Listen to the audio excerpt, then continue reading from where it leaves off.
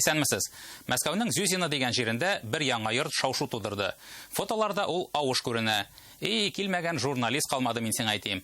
Пизанская башняны алыштырырдай мөгъҗиза бит. Италиядән туристлар бер заман Зюзинага бурылса. Ә вдруг?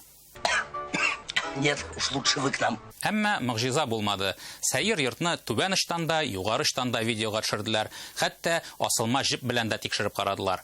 Оптик иллюзия икән. Йорты тигез, җире авыш. Кайдадыр журналистларның шул тиклем чабуларына Сөембикә манарасы сәерсенеп куйды.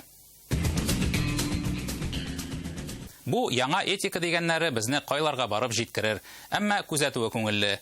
Кайсыдыр мультфильмда кара тәнлеләр матур күрсәтелмәгән, кайдадыр хатын-кыз, кайдадыр таза гәүдәлеләр. Ну погоди бүресе тәмәке тарта, ә Винни-Пухның дусты гомумән дуңгыз. Генаның крокодил икәнен аңладык, ә менә Чебурашка нинди җанвар. Гомумән, ирме ул, хатынмы, аның өчен нинди гендер катлам үпкәләргә тиеш.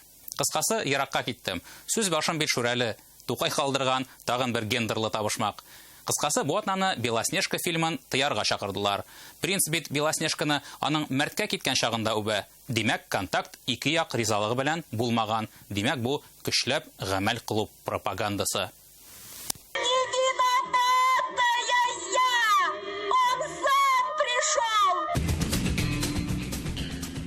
Бу атнаны казанлылар планетаның идеаль урынында уянды. Һәр хәлдә шәһәребезне Рубинның баш тренеры шулай дип атады. Слуцкий Ургантта кунакта булай диде. Казан ул шундый ук Мәскәү, әмма юл бөкеләрсез. Всех приглашаю в Казань. Лучший город, та же Москва, только без пробок. Килеп эшләүче тренерны кемдер ялагайлыкта гаепләде. Әмма бит ялагайлык түгел, хак сүзләр. Казан кебек матур тагын кайсы шәһәр бар? Слуцкий Ургантка күп санлы театрлар, Кремль ярбуе, Бауман урамы һәм Курчак театры турында сыкланып сөйләде. Если ты увидишь, как там выглядит кукольный театр, прям мне хочется... Ты раз хочешь быть человеком. Нет, я хотел взять чужого ребенка и сказать, мы вместе сюда идем. Бер генә бинаны әйтми калды, Сөембикә манарасын. Аны әйтсә, Италиядән Зюзинага килгән туристлар Казанга чабар иде.